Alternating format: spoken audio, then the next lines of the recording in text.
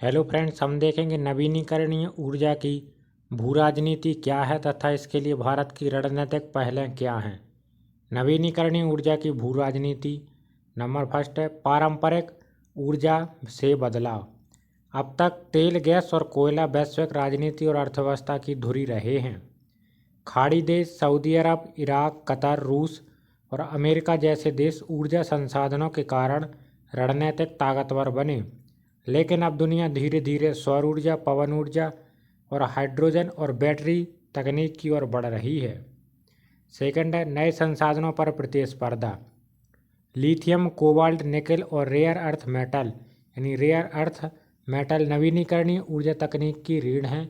इन संसाधनों का उत्पादन चीन, कांगो, चिली, अर्जेंटीना और ऑस्ट्रेलिया जैसे देशों में ज़्यादा है।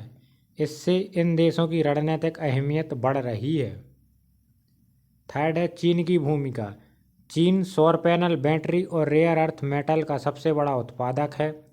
इससे वह नवीनीकरणीय ऊर्जा की सप्लाई चेन पर नियंत्रण रखता है।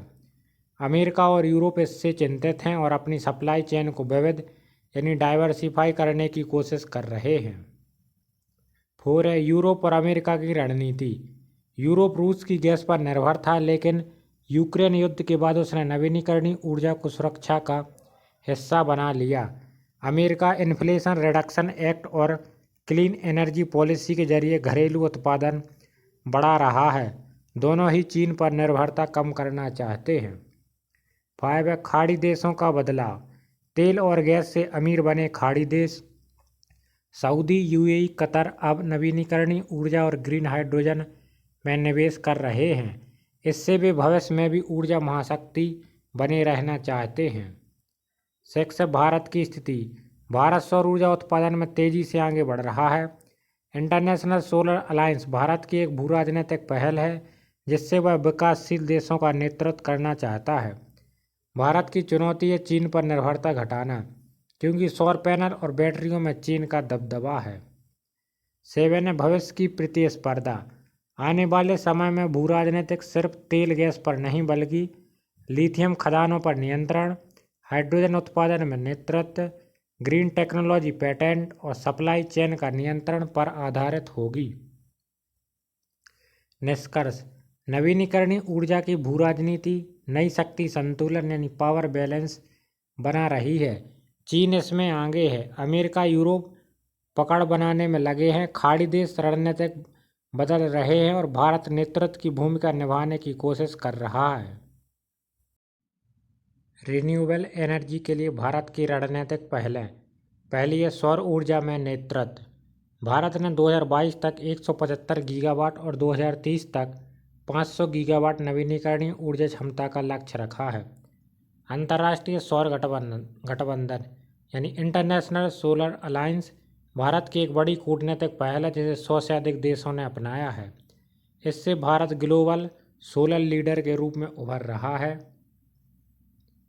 सेकंड है चीन पर निर्भरता कम करना। अभी भारत सौर पैनल और बैटरी के लिए चीन पर काफ़ी निर्भर है। भारत ने production link incentive PLI scheme शुरू की है, ताकि घरेलू स्तर पर सौर पैनल और बैटरियों का उत्पादन बढ़े। यह कदम ऊर्जा सुरक्षा एनर्जी सिक्योरिटी को मजबूत करने के लिए है। थर्ड है ग्रीन हाइड्रोजन मिशन।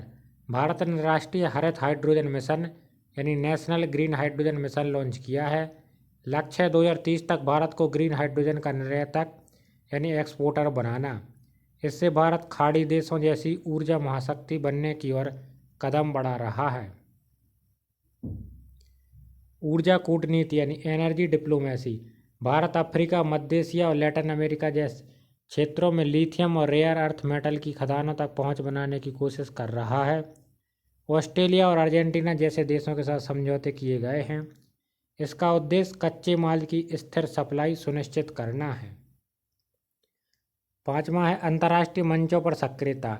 G20 कोप क्लाइमेट कॉन्फ्रेंस और ब्रिक्स जैसे मंचों पर भारत न्यायपूर्ण ऊर्जा संक्रमण जस्ट एनर्जी ट्रांजिशन की वकालत करता है।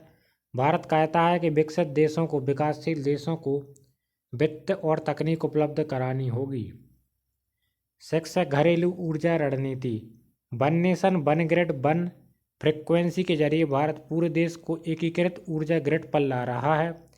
इलेक्ट्रिक वाहन नीति, बायोफ्यूल और एथेनॉल ब्लेंडिंग में भी भारत आयात निर्भरता घटाने की कोशिश कर रहा है। 7 रणनीतिक लक्ष्य, ऊर्जा सुरक्षा यानी एनर्जी सिक्योरिटी, विदेशी मुद्रा बचत यानी ऑयल इंपोर्ट बिल कम करना, वैश्विक नेतृत्व, सोलर प्लस हाइड्रोजन डिप्लोमेसी, जलवायु परिवर्तन से निपटना, क्लाइमेट रिस्पॉन्सिबिलिटी। निष्कर्ष, भारत की रणनीति यह है कि वह सिर्फ ऊर्जा आयातक देश ना बने बल्कि आने वाले समय में नवीनीकरणीय ऊर्जा महाशक्ति और तकनीकी नेता बने। यदि हमारे द्वारा दी गई जानकारी आपको पसंद आती है तो हमारे चैनल को please like, share and subscribe करें। Thank you.